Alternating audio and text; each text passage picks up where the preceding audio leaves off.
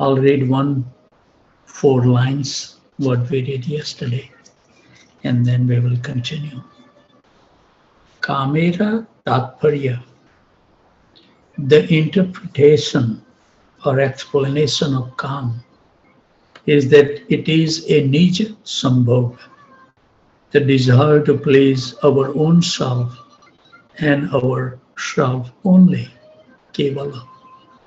The root of lust is ultimately the desire for our own satisfaction, which is in turn is derived from the fact that we have left Krishna and turned away. That's where we stop.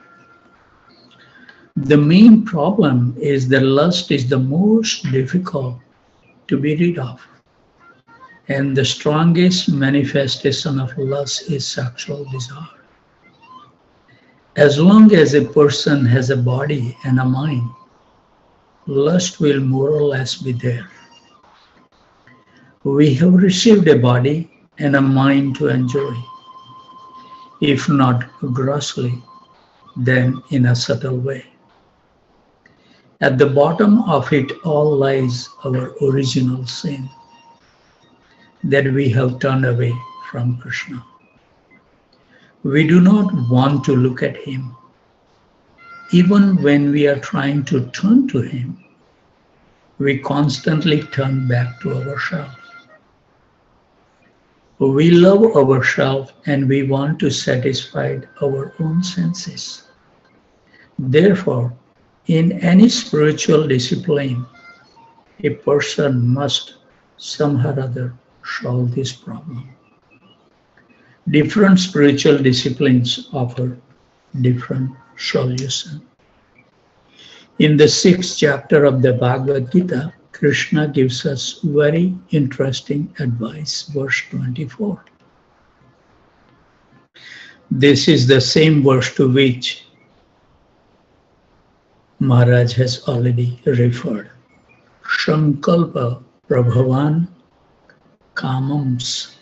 That lust is simply the personification of all our material desires, subtle and gross. This is the advice that Krishna gives. He says, Sankalpa Prabhavan Kamams. When a person sees some sense object and wants to enjoy it, this gives rise to all kind of material desires. And the advice he gives is to give up all sense objects.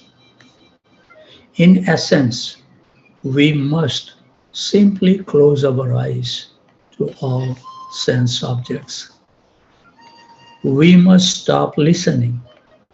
We must stop gratifying our tongue, our nose. Tvakta sarvan asetata. Stop all the endless desires. Ese sataha means without end. All these arising desires. Manasaivendriya gramam. With the help of the mind, we must master our senses. Vinyamya shammantataha. With the help of intelligence, we must master our mind. So Krishna is describing the meditative stage of dharana in yoga. He said that to get rid of Kam, we have to give up all sense object along with the vasanas, all the imprints of pleasure. In my mind, I have endless memories of all the pleasures that I carefully store there. I can look into my memory and see all the things I have enjoyed. Therefore, Baldevidya Bhushan, explaining verse 624, says that we have to give up all these vasanas with the help of the mind. He explained we should begin to mentally analyze material enjoyment and think, well, what good are they? Thus, gradually we force our intelligence to meditate on the Atma, the pure soul, which is full of eternity, knowledge, and bliss, taking it away from the meditation on the sense object. So, Maharaj will be continuing on this verse. We will be reading from now Srila Prabhupada Lilamrita.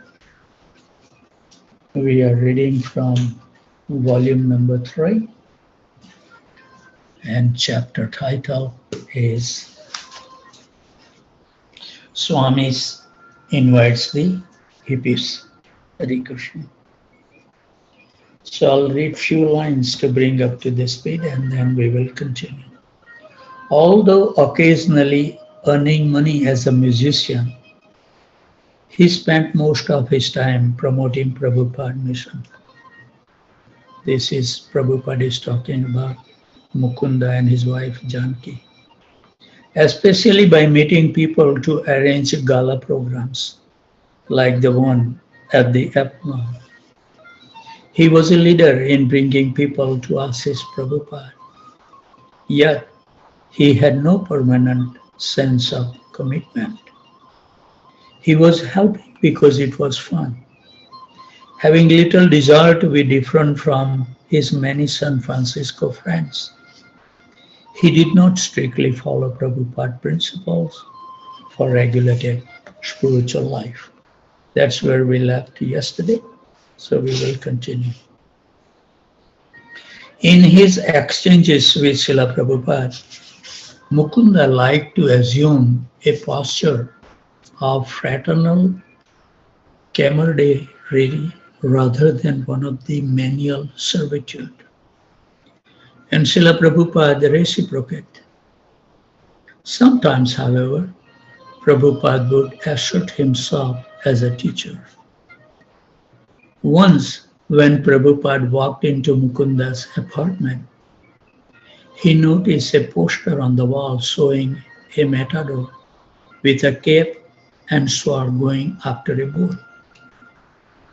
This is a horrible picture, Srila Prabhupada explained, his face showing displeasure.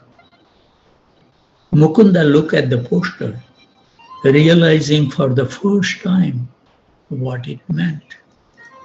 Quote, yes, it is horrible, unquote, he said, and tore it off the wall. Srila Prabhupada was eager to have someone play the mridanga properly during the kirtan, and Mukunda, a musician, was a likely candidate. So Mukunda is explaining in his own words as well. The day the drum came, I asked Swamiji if I could learn, and he said yes. I asked him when, and he said, when do you want? Now? I asked. He said yes. I was a little surprised to get such a quick appointment.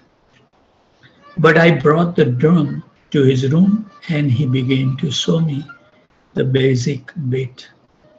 First, there was gi ta ta, gi ta ta, gi ta ta. And then one slightly more complicated beat, gi ta ta, gi ta ta, gi ta ta, gi ta.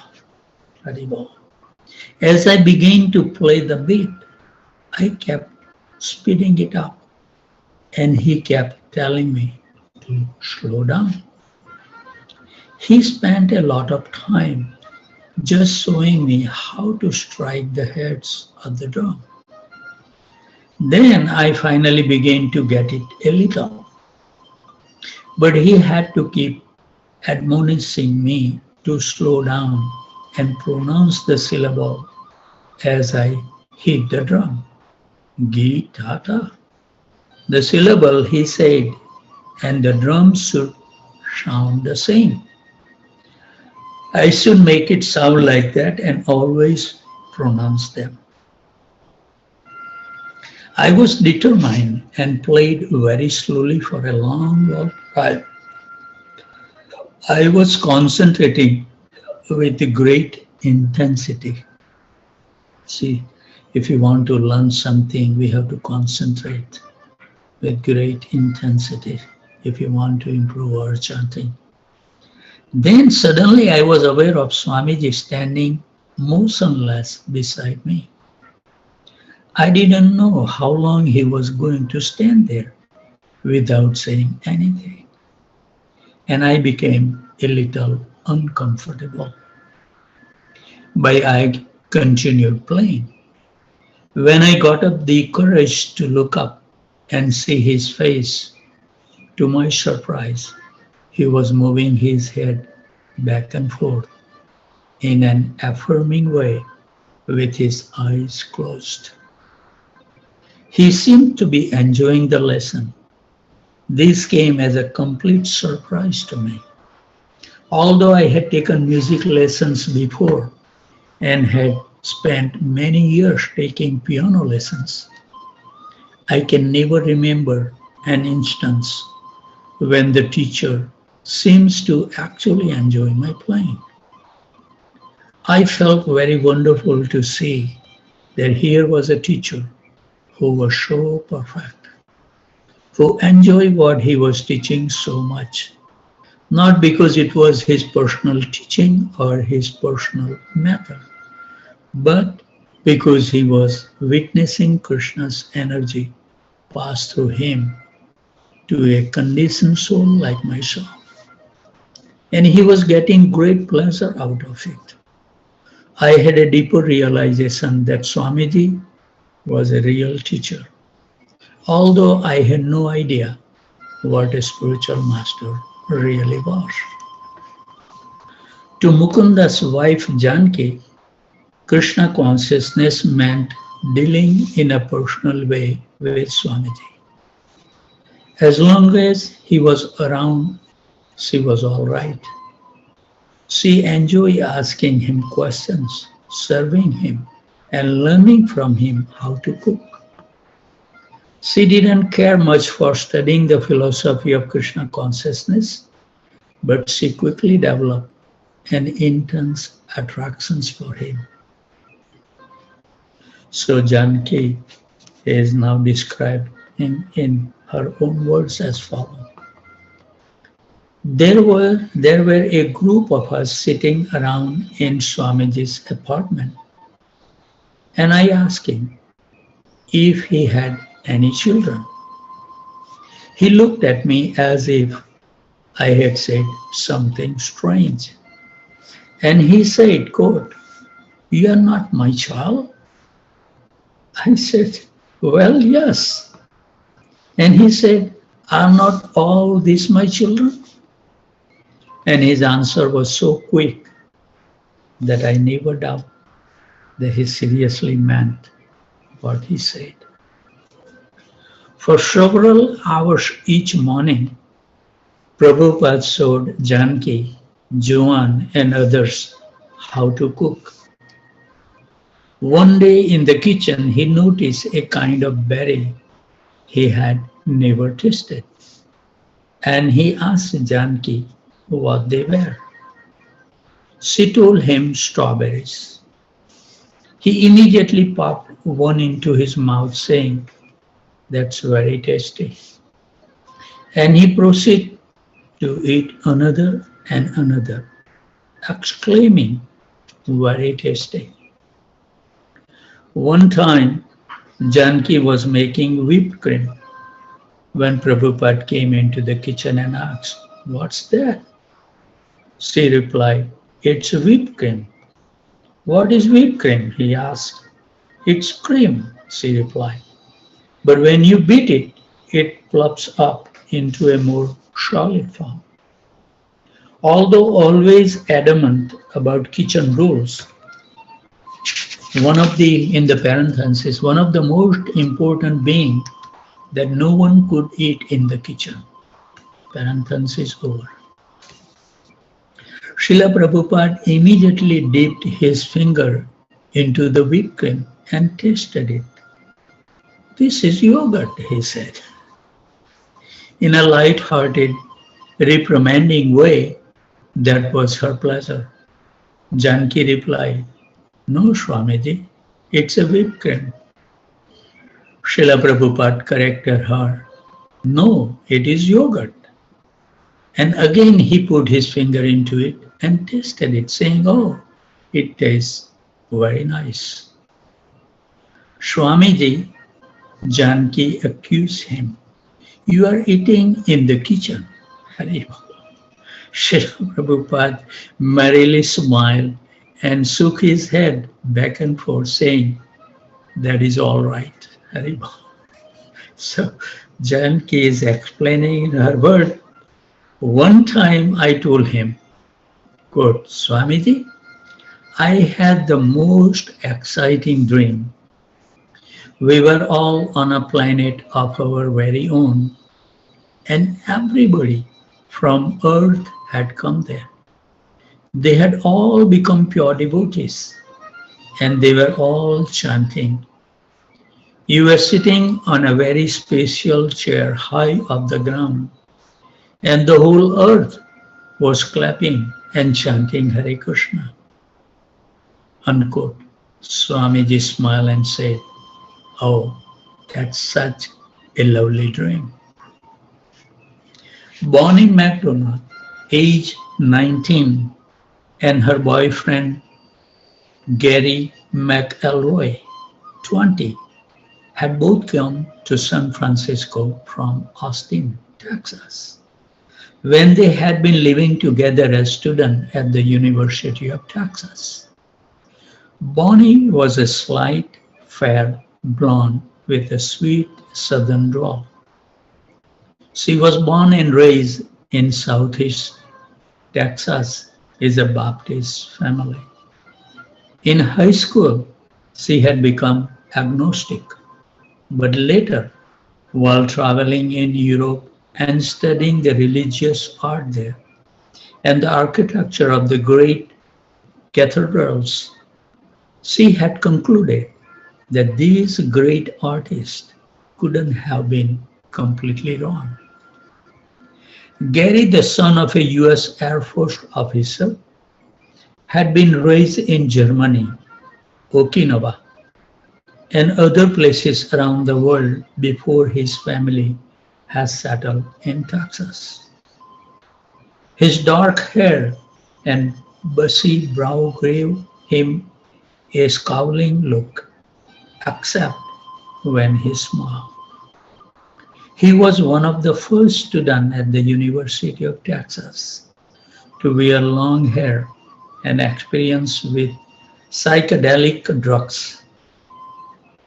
While taking LSD together, he and Bonnie had become obsessed with the idea of going on a spiritual search. And without notifying their parents or school, they had driven to the West Coast, quote, in search of someone who could teach us about spiritual life, unquote. They had spent a few frustrating months searching through spiritual books and amongst spiritual groups in Haight-Ashbury. They had become vegetarians. Gary had started teaching himself to play electric guitar, while Bonnie had gone to Golden Gate Park every day to perform a self-styled Hatha Yoga meditation. But gradually, they had become disillusioned and had felt themselves becoming degraded from drugs. When the disciple is ready, the Guru will appear. They had read and they had waited eagerly for the day when the Guru would come. Although Bonnie had spent most of her time in the park of San Francisco, one day she had been looking through a table full of magazines in a Haight-Ashbury head shop when she had found a copy of Back to Godhead.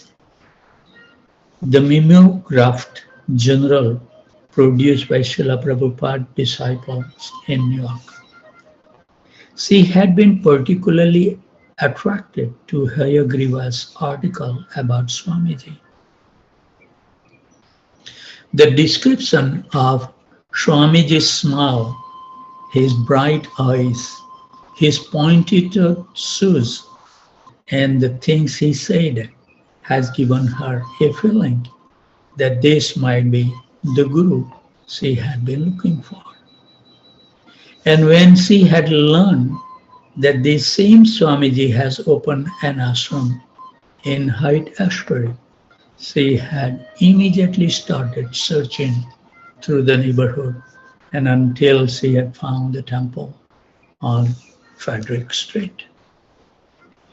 Before Bonnie and Gary met Swamiji, they had both been troubled.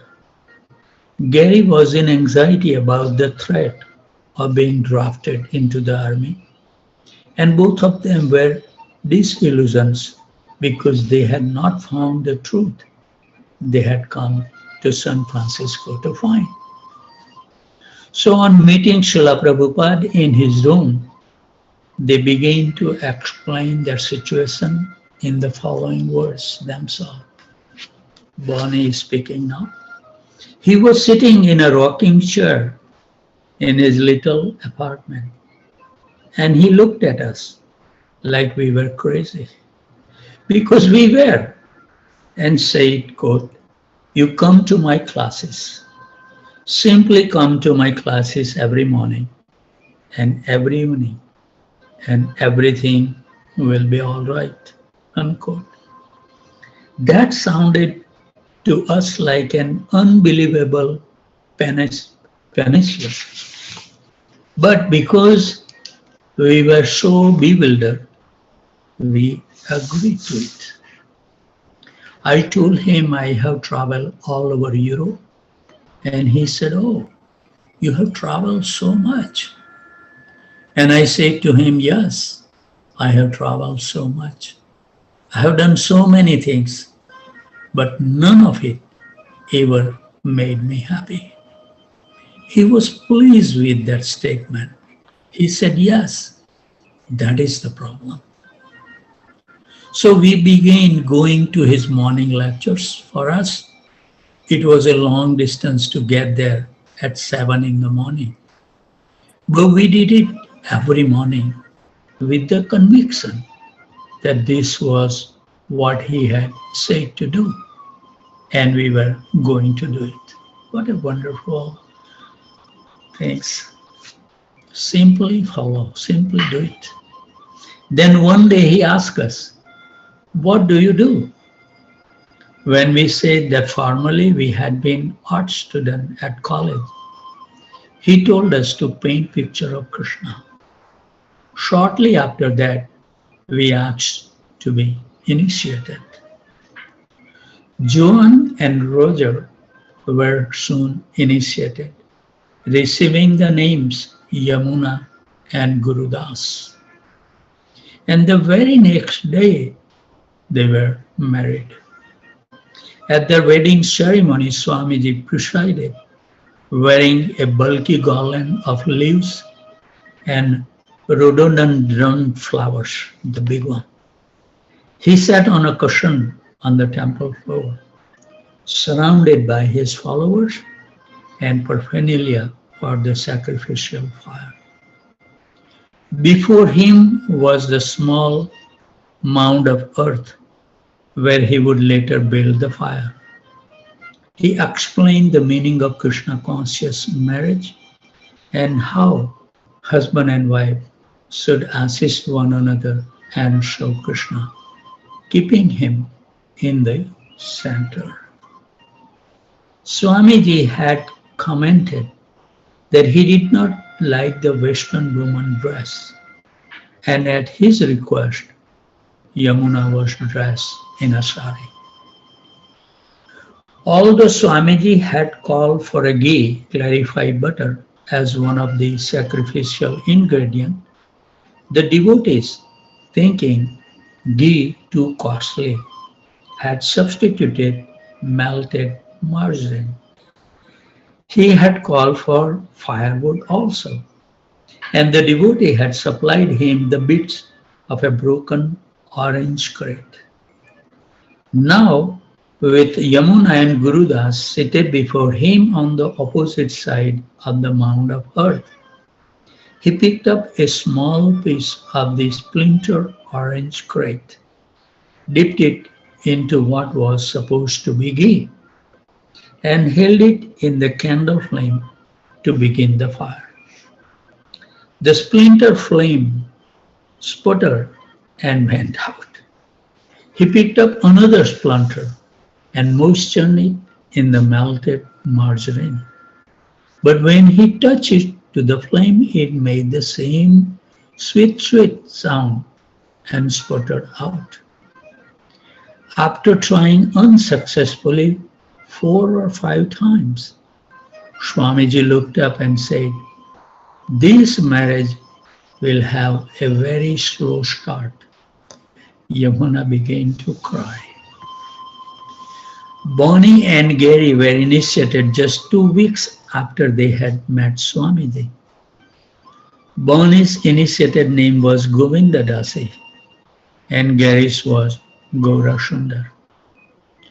Although still dressed in a blue jeans, even at their initiation, and not professing to know much of what was going on, they had confidence in Swamiji.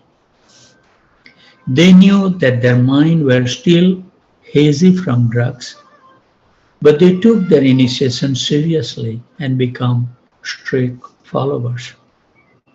Gaura Sundar threw out whatsoever marijuana he had, and he and Govinda Dasi began eating only food they had offered to Lord Krishna. 2 weeks after their initiation, Swamiji conducted their marriage ceremony. On the evening of the wedding, Govinda Dasi's father came from Texas. Even though he objected to Krishna consciousness as radically un-American. Walking up to Srila Prabhupada's seat in the temple, Govinda Dasi's father asked, "Why do I have to change my daughter's name? Why does she have to have an Indian name?" So Prabhupada looked at him and then, with a mischievous gleam, looked at Mr. Patel, an Indian guest standing nearby with his family. "You don't like Indians?" he asked. Everyone who heard Swamiji laughed, except for Govinda Dasi's father, who replied, "Well, yeah, they are all right. But why does Bonnie have to have a different name?" "Because she has asked me to give her one," Srila Prabhupada replied. Quote, "If you love her, you will take what she likes. Your daughter is happy. Why do you object?" The discussion ended there, and Govinda Das's father remained civil. Later, he enjoyed taking prasadam with his daughter and son-in-law. So Govinda Dasi is explaining in her own words. Gaura Sundar and I set about reading the 3 volumes of Swamiji's Srimad Bhagavatam. And at the same time, Swamiji had told me to paint a large canvas of Radha and Krishna and a cow. So every day for the whole day, I would paint and Gaura Sundar would read out loud from Srimad Bhagavatam, 1 volume after another. We did this continuously for 2 months. And during this time, Swamiji also asked me to do a portrait of him standing before a background painting of Lord Chaitanya dancing. Swamiji wanted it so that Lord Chaitanya's foot would be touching his head. I tried. It was pretty horrible painting. and yet he was happy with it. We have 3-4 minutes, maybe one more paragraph. Prabhupada's thoughtful followers felt that some of the candidates for initiation did not intend to fulfill the exclusive lifelong commitment a disciple owes to his guru. Quote Swamiji, they would say, some of these people come only for their initiation. We have never seen them before, and we never see them again. Srila Prabhupada replied, that was the risk he has to take. One day in a lecture in the temple, he explained that although the reactions for a disciple past sins are removed at initiation, the spiritual master remains responsible until the disciple is delivered from the material world. Therefore, he said, Lord Chaitanya warned that a guru should not accept many disciples. Hari Bol. So we will stop here. We have to be punctual in our practices. And the devotee may have to do other things, daily duties. So before they leave, I would like to offer my humble obeisances at the desk of their feet. Vanchakalpatarubhasya kripasindubhaya vacha patitanam pavanebhyo